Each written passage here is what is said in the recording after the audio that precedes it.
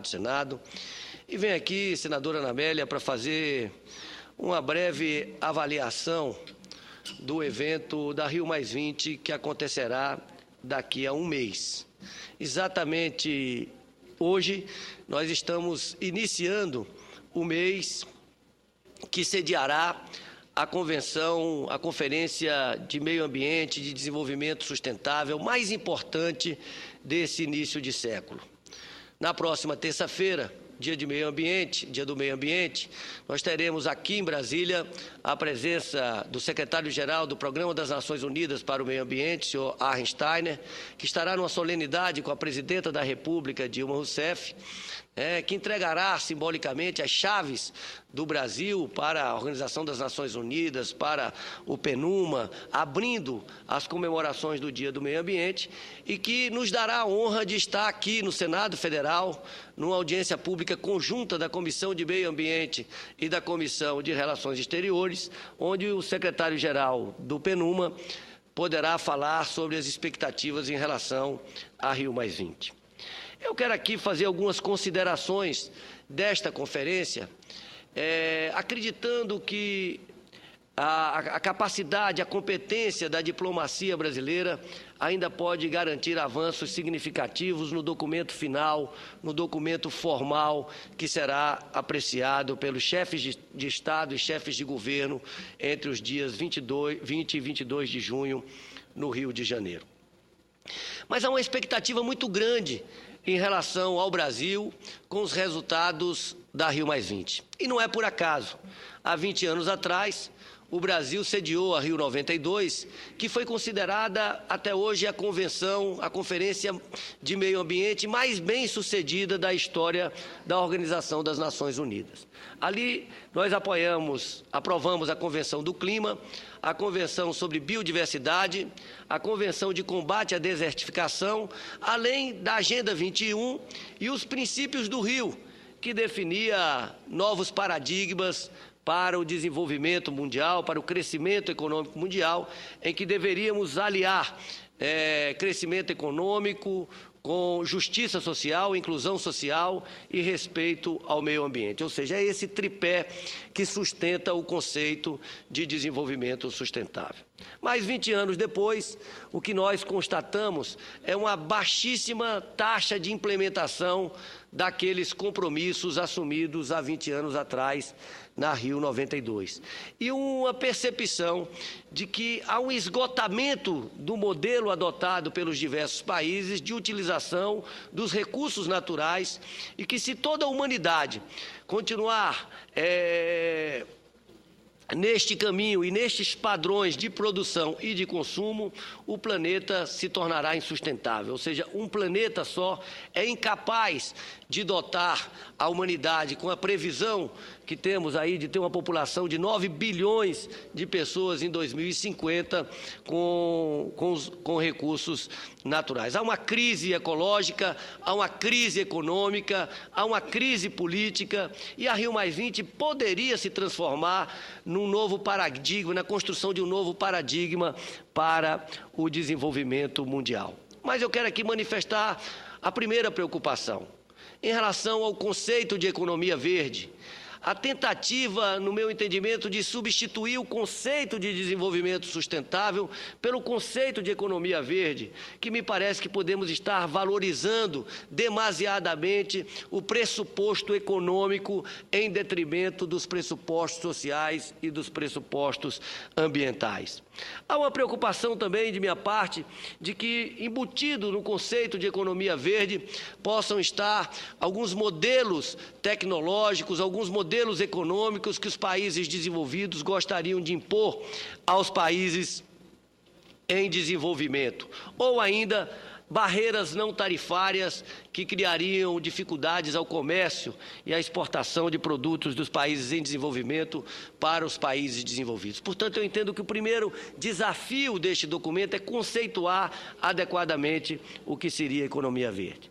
Mas entendo que, como não implementamos as decisões da Rio92, entendo que a prioridade da Rio+20 deve ser a de definir metas de implementação daqueles compromissos assumidos no Rio de Janeiro há 20 anos atrás, os que chamamos de Objetivos do Desenvolvimento Sustentável, e que sejam objetivos muito práticos, como, por exemplo, a redução de 70% para 60% da água na agricultura. A gente sabe que a agricultura é a maior consumidora de água, hoje consome em torno de 70% da água do planeta, e nós temos condições, com mais tecnologia, com utilização mais eficiente, de reduzir a utilização pela agricultura em torno de 60%, isso é o que dizem os cientistas. Nós temos que acabar com os subsídios dados pelos países ricos à sua agricultura, o que dificulta o desenvolvimento da agricultura dos países em desenvolvimento e a incorporação de novas tecnologias, até, por exemplo, para a utilização mais eficiente desse recurso natural, que é a água, porque isso tem um custo. E é claro que, tendo dificuldade de competir com a agricultura ou com a pecuária europeia em função dos subsídios, há uma dificuldade de incorporar novas tecnologias em função dos seus custos para a agricultura dos países em desenvolvimento. Nós precisamos, pelo menos, dobrar nos próximos anos a matriz renovável no planeta. Hoje nós temos em torno de 13% da matriz energética do planeta de origem renovável, embora o Brasil tenha um percentual muito maior, quase de 50%. Mas nós temos que garantir que o planeta tenha metas de dobrar ou de atingir até 30% nos próximos 20 anos da utilização de energia renovável. Temos que garantir, senador Cristóvão, como já foi definido pela ONU, que definiu o acesso à água como um direito humano, nós precisamos garantir que toda a população mundial, nos próximos 20 anos, tenha acesso à água de qualidade. Temos que garantir metas de implementação de saneamento básico em todo o mundo, fundamental para garantir a saúde das populações. Portanto, entendo que o Brasil deve buscar incluir metas concretas e objetivos concretos de desenvolvimento sustentável nesse texto a ser assinado por chefes de Estado e chefes de governo. A criação do Conselho de Desenvolvimento Sustentável no âmbito da Organização das Nações Unidas. Importante também, temos que dar um status importante a esse debate no âmbito da Organização das Nações Unidas, como também a transformação do Programa das Nações Unidas para o Meio Ambiente, o PNUMA, numa agência da ONU. Nós temos a Organização Internacional do Trabalho, nós temos a Organização do turismo, nós temos da saúde, nós temos dos alimentos, nós precisamos ter uma organização mundial para o meio ambiente, pela importância que esse tema tem e terá cada vez mais. Como temos que rever os padrões, os modelos de medição do desenvolvimento. O senador Cristóvão tem batido nessa tecla, o senador Jorge Viana, diversos outros senadores. Não dá mais para medir o desenvolvimento dos países apenas pelo produto interno bruto. O produto interno bruto só mede o desenvolvimento econômico e mede mal, mede de forma distorcida, porque mede igualmente um desenvolvimento econômico com qualidade e um desenvolvimento econômico sem qualidade. Ou seja, aqueles países que estão fazendo a guerra, que estão produzindo armamentos, estão ampliando o seu produto interno bruto, e isso não pode ser uma medida para medir adequadamente o desenvolvimento. Temos que incorporar conceitos sociais, a preocupação social, a questão ambiental na medição do desenvolvimento de um país, e concedo com alegria a parte ao senador Cristóvão. Senador Rodrigo, no momento que o Senado fica tão perdido no foco de coisas importantes e imediatas, é bom ouvir um discurso que traz esse debate aqui. Eu estou de acordo com todas as preocupações que o senhor traz. Eu só gostaria de avançar, como aliás o senhor tocou no final, que essa reunião deveria ir além da economia verde e pensar o conceito de progresso que nós queremos. Porque a economia verde, ela se pergunta como crescer mais com mais equilíbrio. Por que a gente não se pergunta como melhorar o bem-estar da sociedade? Porque essa fixação de que a pergunta é como crescer mais na economia e não como melhorar mais a sociedade. E não há dúvida que a sociedade pode melhorar mais sem necessidade de crescimentos maiores. Se você escolhe o que crescer, o que não crescer e até mesmo o que decrescer. Não tem como ter uma evolução sustentável sem reduzir a produção de alguns bens. Alguns bens têm que ficar superados até. Outros têm que crescer mais. Mas a média do crescimento não deve ser o foco do nosso objetivo. Por isso eu tenho insistido que a economia ela tem que ser não apenas verde também. Ela tem que ser vermelha, do social. Ela tem que ser azul, do bem-estar. Ela tem que ser branca, da paz. E não faz sentido que cada vez que se produz uma arma, o PIB aumenta.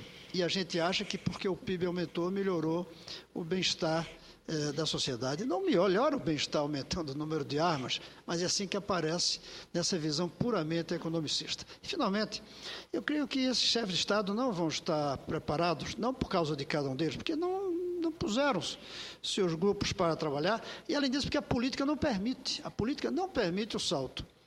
Porque nós estamos falando de problemas planetários e a política é nacional. Nós estamos falando de problemas de longo prazo e a política é da próxima eleição. Para o presidente Obama, o mundo termina em novembro desse ano, com sua eleição ou não, como político.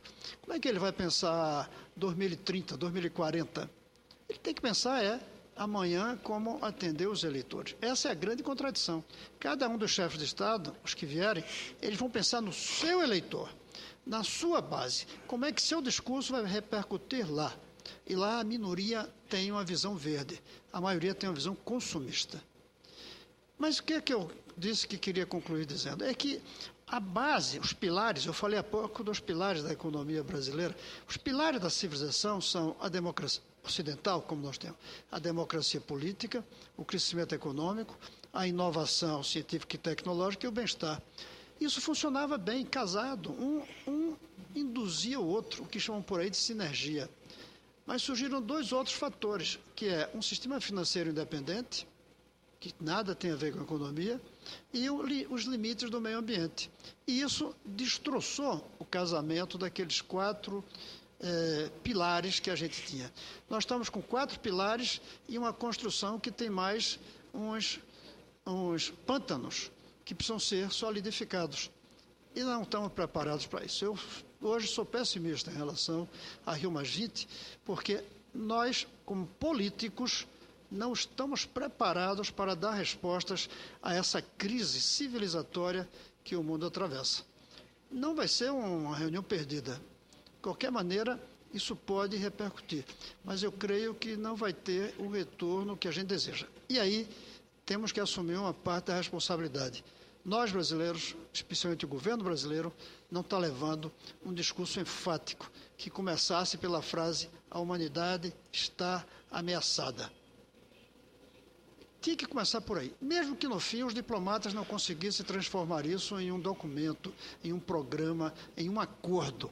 Mas ficava o discurso ético da busca de um novo modelo civilizatório. Muito obrigado, senador Cristóvão. Peço sua autorização para incorporar o seu à parte no meu discurso, pela qualidade das considerações que Vossa Excelência faz e pelo que Vossa Excelência representa nesse debate, como um político inovador, um político moderno e um político que, ao longo desse último ano, como presidente das 2 subcomissões que tratam da Rio+20, tanto no âmbito da Comissão de Relações Exteriores como no âmbito da Comissão de Meio Ambiente, vem liderando esse debate.